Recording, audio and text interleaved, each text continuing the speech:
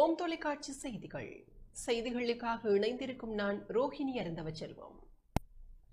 கொழும்பு சபரிமலை ஸ்ரீ சாஸ்தா பீடத்தில் நேற்று மஞ்சமாத அம்மன் பூஜை சிறப்பாக நடைபெற்றது.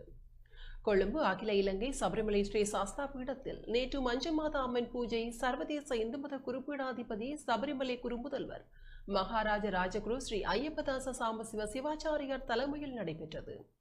இதில் சிவஸ்ரீ முத்து ஜெயந்தநாத குருக்கள், சிவஸ்ரீ பத்மநாத குருக்கள், சிவஸ்ரீ சபாரட்ன குருக்கள், சிவஸ்ரீ குகதாச குருக்கள், சிவஸ்ரீ கிருபாகர குருக்கள் உட்பட பல குருமார்கள் தம்பதிகள் பூஜையில் கலந்து கொண்டனர்.